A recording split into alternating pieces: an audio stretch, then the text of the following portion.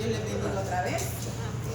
En la noche de hoy vamos a estar hablando sobre la crisis en un estudio que comenzamos esta semana, como bien nos había hablado el pastor, y vamos a estar conociendo esta noche varios aspectos de la crisis. ¿Qué es una crisis? ¿Cómo podemos ver a través de la Biblia muchas situaciones de crisis? Hay muchos ejemplos de crisis en la palabra. Vamos a estudiar algunos en la noche de hoy.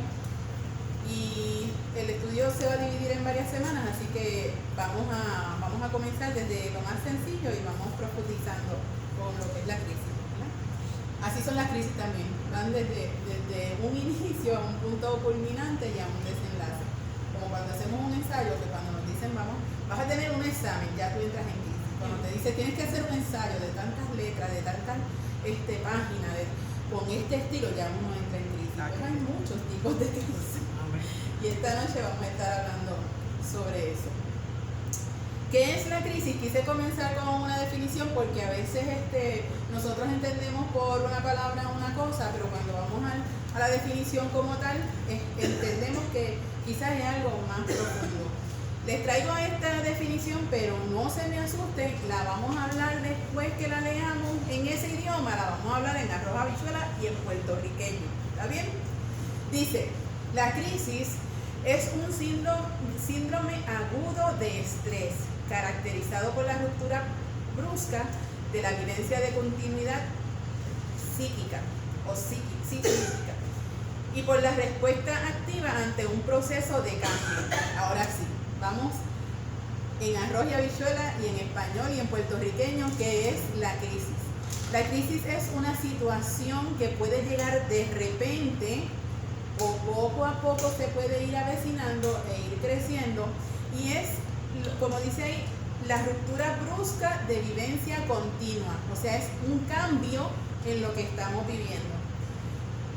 Y dice, y por la respuesta activa a un proceso de cambio. Lo que nos hace entrar a un momento de crisis es ese cambio, que no estamos quizás preparados para recibirlo o no aceptamos ese cambio. ¿Amén? Y ahí es cuando entramos en procesos de crisis. Dice, es el acercamiento a un cambio crucial, significativo o determinante. Y en la vida y quizás a diario hay un montón de situaciones que nos llevan a eso, a procesos de cambio que son cruciales, que desde ese momento en adelante cambian nuestro estilo de vida o nuestra forma de ver la vida o la vida a nuestro alrededor también podría cambiarla. Dice que es significativo y determinante. Las crisis por lo regular marcan un punto en nuestra vida, un punto en el tiempo de nuestra vida. Por lo regular las crisis se recuerdan, ¿verdad? Muchas veces nos reunimos a hablar de lo que sea y alguien dice, yo recuerdo tal cosa o tal momento de mi niñez, de mi adolescencia, de mi adultez temprana, la intermedia y la juventud acumulada. Amén. Así que marcan puntos importantes y cómo los trabajamos en esas etapas de nuestra vida. Así que son significativas y son determinantes, marcan ese tiempo en nuestra vida. Por lo regular, las crisis las asociamos a dificultad, a riesgo o peligro. Las que vamos a compartir dentro de un ratito son todos momentos bien difíciles, en momentos de algunos personajes de la Biblia que seleccioné para que pudiéramos verlas de ese momento, desde esa perspectiva. Pero no todas las crisis son malas. Por eso hace la aclaración y dice, por lo regular las asociamos a dificultad, a riesgo o peligro.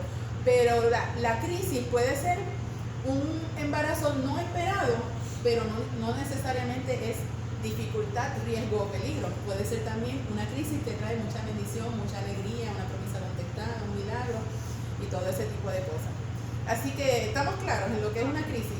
Es algo que llega casi siempre de momento, casi nunca lo esperamos, pero llega y puede ser que no sabemos cómo trabajar con ella.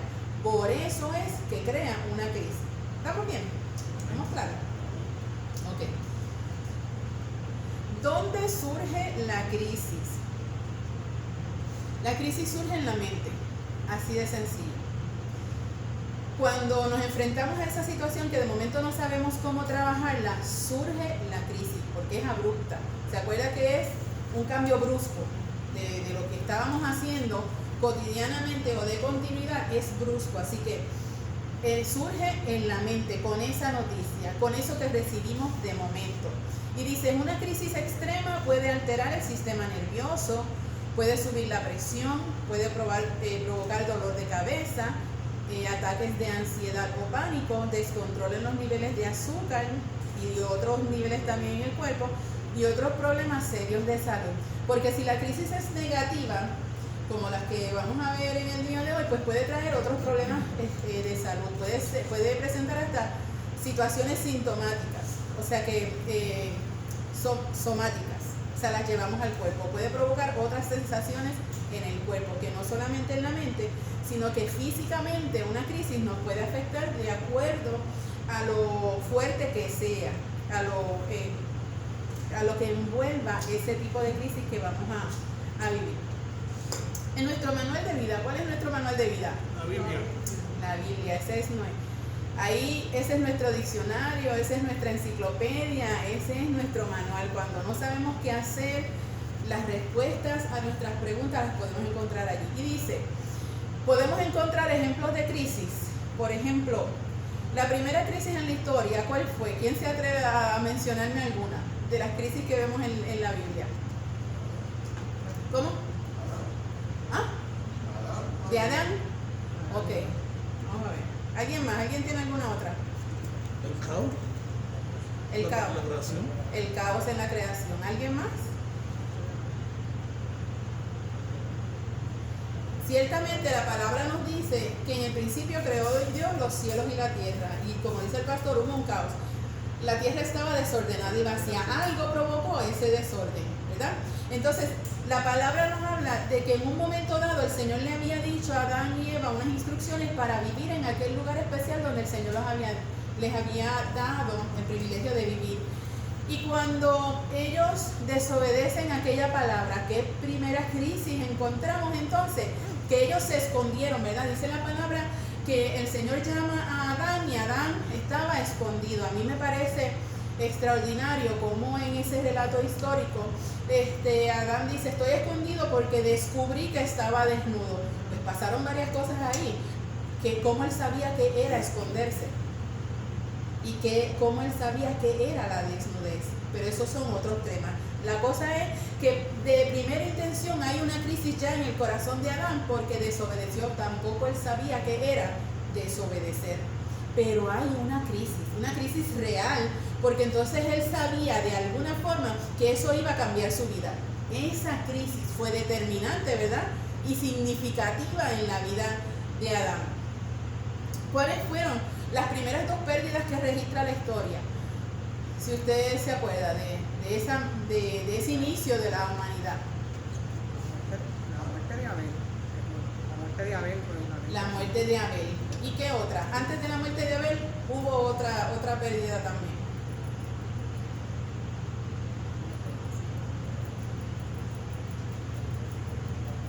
¿No nos acordamos?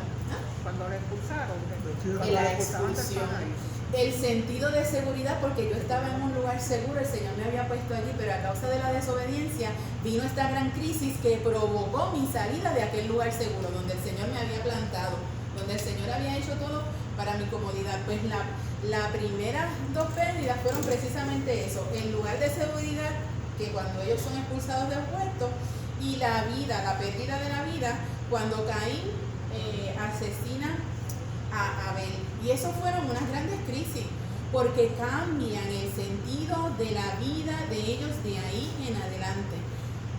Cambió significativamente y determinantemente esa situación en la vida de Adán y Eva. Claro que sí. Claro que sí, porque entonces había sentencia de muerte sobre sus vidas, ya no estaban en el lugar cómodo, ya no estaban en el lugar donde tenían todas las provisiones. ¿Y qué pasa con Caín y Abel? Caín también es marcado, también es expulsado de ese lugar con toda aquella situación. Así que son crisis que vienen desde el inicio de la historia de la humanidad. ¿Qué tipos de crisis hay? Tenemos crisis evolutivas y crisis situacionales. Por evolutivas podemos pensar que se refiere a tiempos o etapas en nuestra vida. Cada etapa de nuestra vida, según nosotros vamos madurando o envejeciendo o teniendo experiencias, vamos a ver las cosas de distintas formas. Así que son situaciones que provocan crisis de manera evolutiva. Pero hay también situacionales, son las que vienen de repente, son las que surgen por un accidente, por una muerte súbita, quizás por un asalto, una crisis que nadie se espera, que llega de manera abrupta. Y podemos ver a través de la historia muchas situaciones. Si alguien me puede ir buscando Mateo 1:18 para que lo leamos ya mismito, podemos ver crisis. Por ejemplo, en esta ocasión les hablo de María, la esposa de José, madre de Jesús. Dios te bendiga, Mili, y Dios te bendiga, Yani. Mateo 1:18. ¿Quién me lo puede leer un segundito? Este es el relato de cómo nació Jesús el Mesías.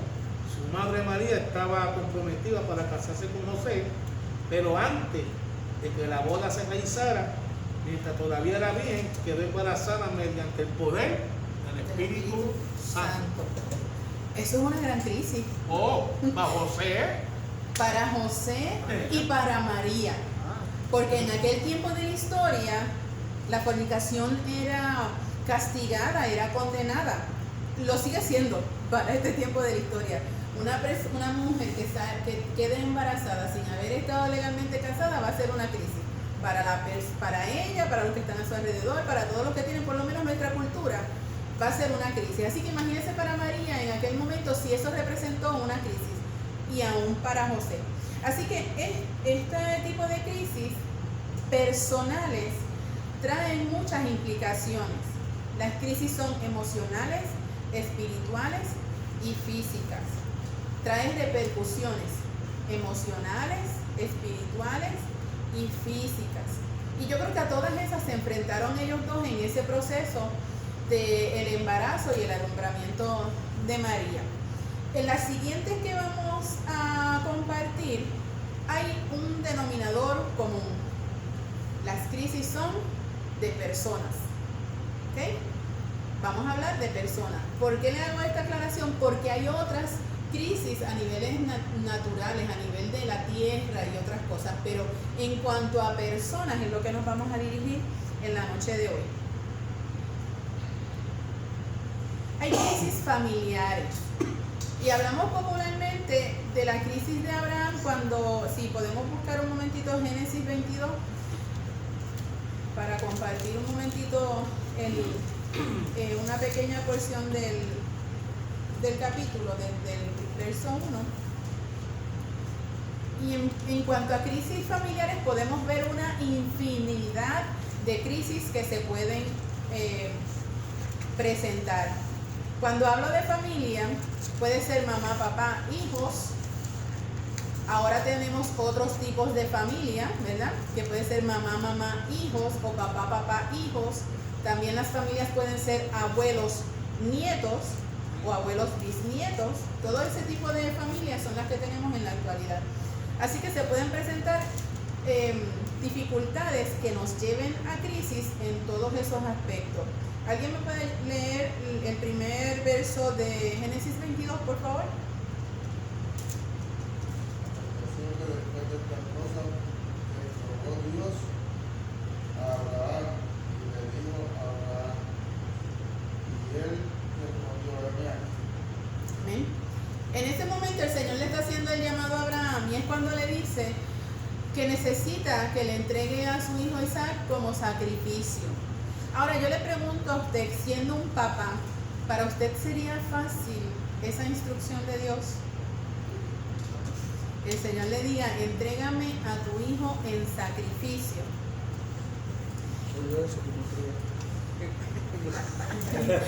Hay veces que hay hijos que dan trabajo, ¿verdad que sí? Y uno dice, yo te achueco, yo te acabo a palo, pero eso a entregarlo en sacrificio es una cosa totalmente distinta, porque por lo regular uno está dispuesto a morir por sus hijos, uno está dispuesto a sacrificarse uno en lugar de sus hijos, para permitirle a sus hijos que tengan una vida, que puedan desarrollarse, que puedan experimentar, porque uno ama la vida. Así que el Señor le dice eso a Abraham, le presenta ese reto y le dice: yo quiero que tú me des en sacrificio a tu hijo Isaac. Imagínese, el camino al monte le tomaba creo que 3 días. Imagínese si él iba danzando, bailando, bien feliz, por ahí para allá. Imagínese los pensamientos de Abraham mientras recogía la leña, mientras preparaba al niño, mientras preparaba el hacha o el cuchillo, y mientras iba de camino al monte. Él iba feliz. Él debía tener tremenda tormenta en su mente con lo que representaba esta crisis. Es una crisis mayor, es una crisis profunda, es una crisis delicadísima. Yo estaría volviéndome loca. Es más, yo no sé si yo llego a preparar algo para llevar a mi niña a sacrificar. Ahí yo creo que mi fe dudaría. Amén. Pero tenemos ese ejemplo de cómo el Señor le pide y cómo obedientemente, a pesar de todas las dificultades que eso podía representar para Abraham, todo el dolor, él iba de camino a hacer lo que el Señor le había dicho. Pero había algo especial en Abraham. Él conocía al Señor y tenía en su corazón desde un principio, ¿verdad?, que el Señor iba a proveer. Pero si el Señor proveía de otra forma, aleluya, pero de todas formas él iba confiado y iba a hacer lo que el Señor le había pedido. Así que dentro de la familia nosotros podemos encontrar muchísimos tipos de crisis.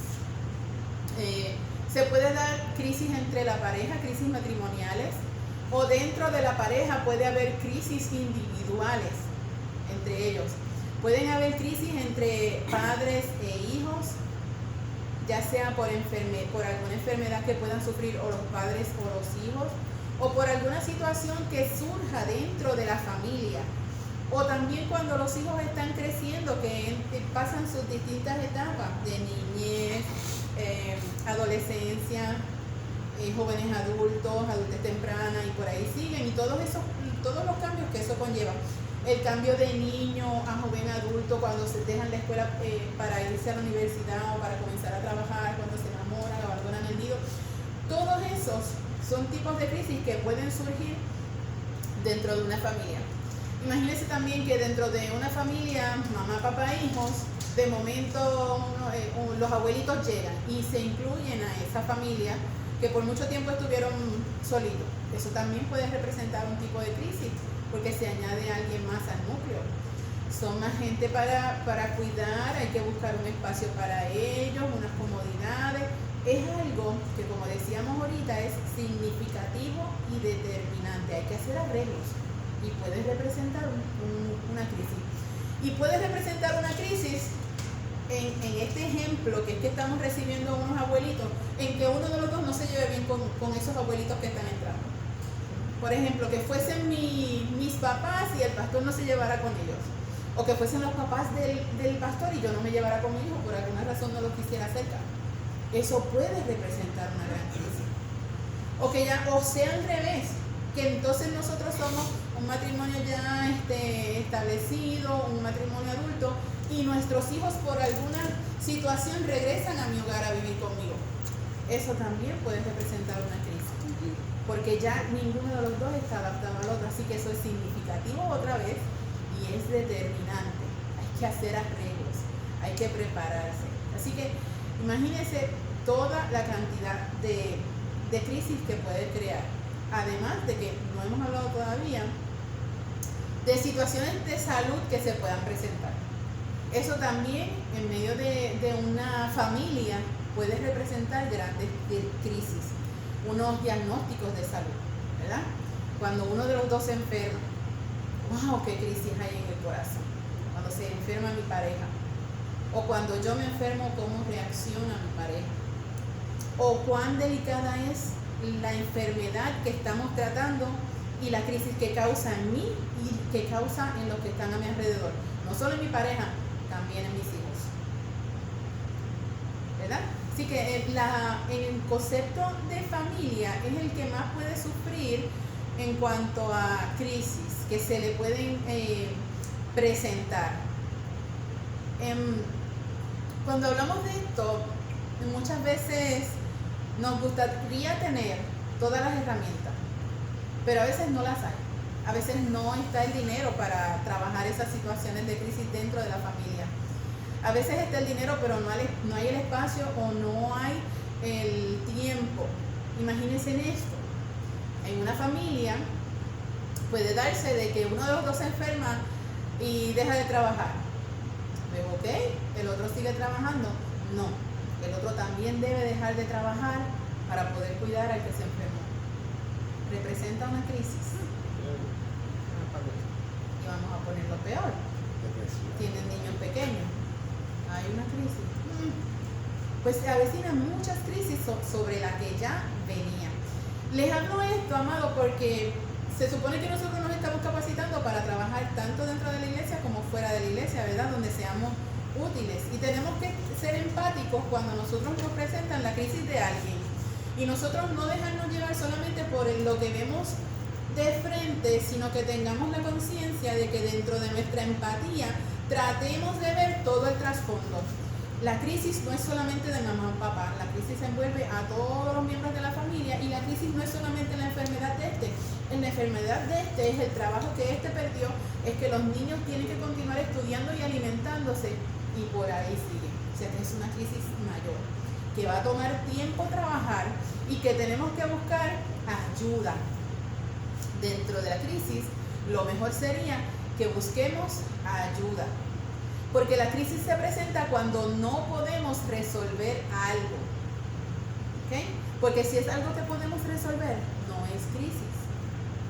¿Estamos claros? ¿Vamos aquí? Ok. Crisis de trabajo. ¿Alguien puede buscarme en Génesis 39? Crisis de trabajo.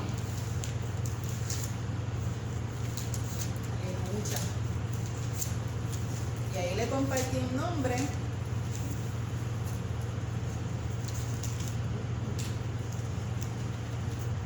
¿Alguien puede leerme el inicio del capítulo, por favor?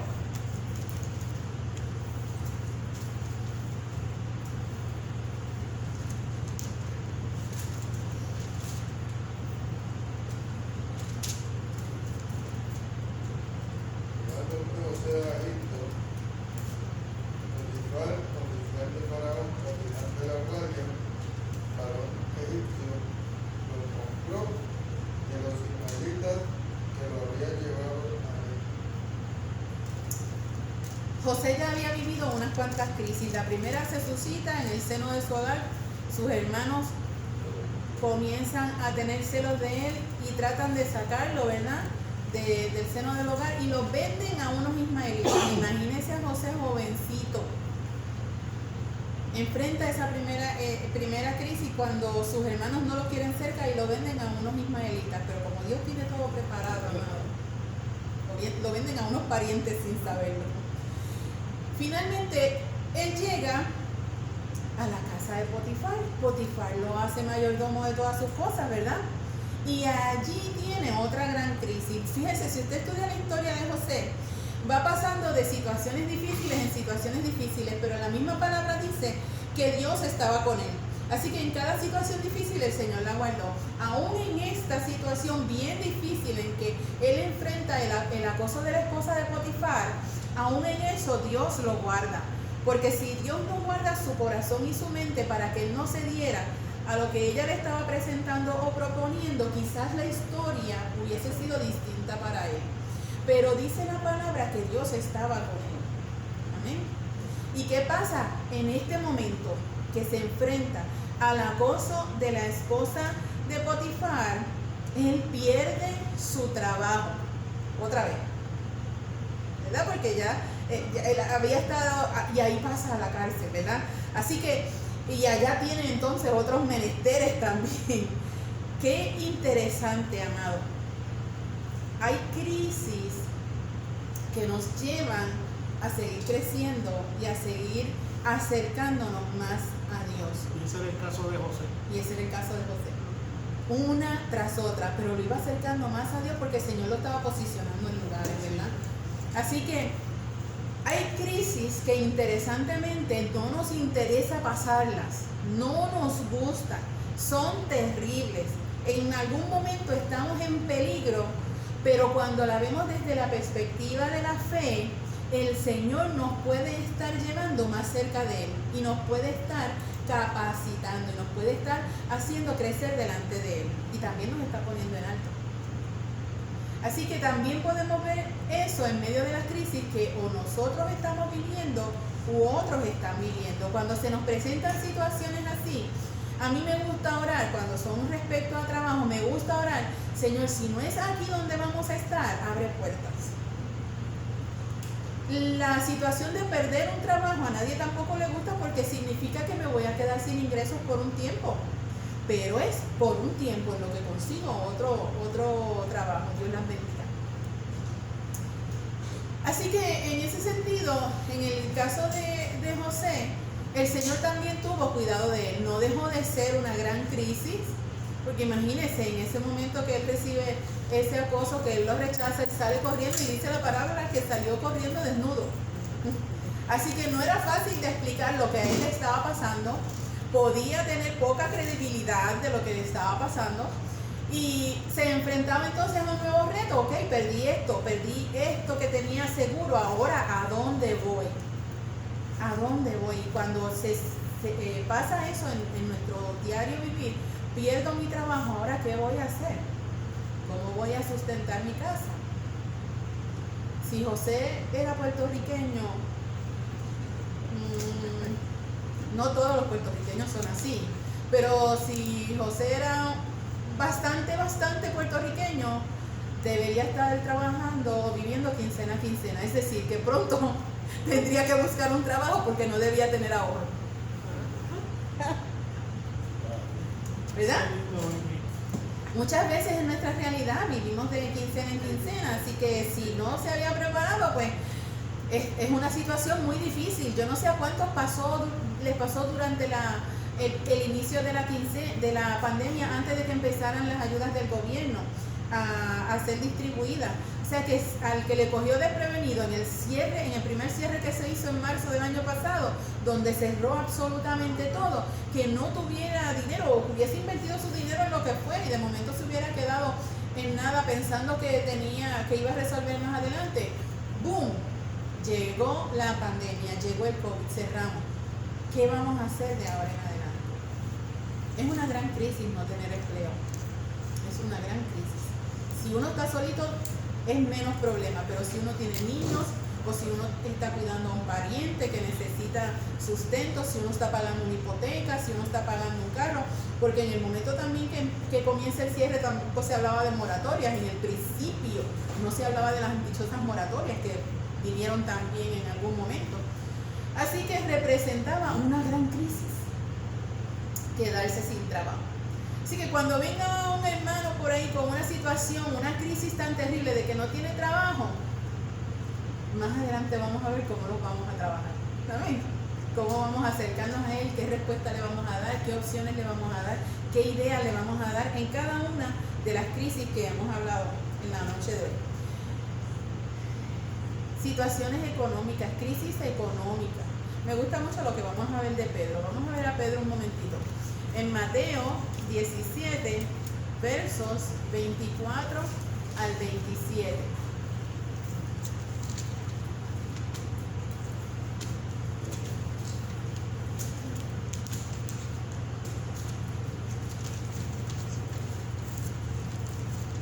¿El 24? Del 24 al 27. Mateo 17, 24 al 27. Luego yo les paso el PowerPoint para que puedan repasar la palabra que estamos compartiendo en la noche de hoy.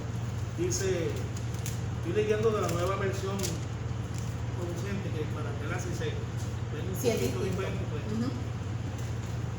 Dice, cuando llegaron a Capernaum, los cobradores de impuestos del templo se acercaron a Pedro y le preguntaron: ¿tu maestro no paga el impuesto del templo? si lo paga, contestó Pedro. Luego entró a la casa, pero antes de tener oportunidad de hablar, Jesús le preguntó: ¿qué te parece, Pedro? Los reyes cobran impuestos a su propia gente o a la gente que han conquistado. Se lo cobran a los que han conquistado, contestó Pedro. Muy bien, dijo Jesús. Entonces, los ciudadanos quedaban exentos. Sin embargo, no queremos que se ofendan, así que descienden al lago y echan al suelo. Abre la boca del primer pez que saqué y allí encontrará una gran moneda de plata. Vino la salvación por lo menos. Aleluya. Tómala y paga mi impuesto y el tuyo. Aleluya. El Señor nos instruye a que hay que pagar los impuestos. ¿Sabes? No, obviamente. El Señor no se queda con nada de nadie. Hay que pagar los impuestos. Pero ¿qué pasa? Hay que pagar los impuestos. Y vienen dos crisis. Le dicen a Pedro: tu maestro no paga impuestos. Es lo primero, como que para meterte la pullita. Tu maestro no cumple con la ley terrenales, no cumple con las leyes del Estado. Y él le dice: sí, él paga. ¿Pero qué pasa? Él paga, pero Pedro no tiene ni un millón. ¿Qué crisis? Llegaron las planillas y hay que pagar. ¿Pero qué pasa? Dios es bueno, hermano. Dios es bueno. Es bueno buscar ayuda cuando vienen las crisis. ¿Qué hizo Pedro? Yo no tengo ni un vellón, yo voy donde mi maestro. Yo estoy seguro que él paga, pero yo no tengo para pagar. Yo voy donde mi maestro. Y mi maestro me dio la respuesta. Y me dijo de qué forma yo iba a obtener el dinero para pagar. No solamente por él, sino por mí también. Así que qué bueno, amado, que esta crisis que se le presenta a Pedro, porque no están trabajando. Pedro no tenía dinero, pues no estaba pescando. El Señor le dice: vas a ir a tal lugar, vas a echar tu caña, vas a pescar, y el primer pescado que saques en su boca vas a tener el dinero para pagar, y vas a pagar por ti y vas a pagar por mí. Aleluya, qué bueno es el Señor, amado. Pero de que se presenta la crisis, se presenta, no estamos exentos de ella. El que le haya dicho que servir al Señor iba a resolver todos sus problemas, no. El Señor tiene la respuesta, sí, para todas sus situaciones, pero vamos a atravesarlas igual que cualquier otra persona. Según dice la palabra, que el sol sale para buenos y malos, así también las situaciones vienen cuando nosotros servimos al Señor. Pero tenemos una gran ventaja: tenemos al Señor. No estamos solos, ni estamos desprovistos. El Señor tiene todo para cada uno de nosotros. Para todo nuestro camino, el Señor tiene lo que necesitamos. Así que vemos en las crisis personales, familiares, de trabajo y económicas, que son grandes crisis, pero en la palabra tenemos ejemplos que podemos utilizar de que sí se dieron esas crisis y que todas tuvieron solución. Amén. Las etapas de la vida. Como decíamos ahorita, según vamos desde bebé hasta que envejecemos y volvemos al seno del Señor, estamos atravesando crisis. Por ejemplo, ¿qué crisis puede vivir un bebé? Que usted pueda pensar de momento. ¿Cuál? El hambre, definitivamente. Y eso es una crisis que tenemos en todas las etapas de la vida y todos los días. Ajá.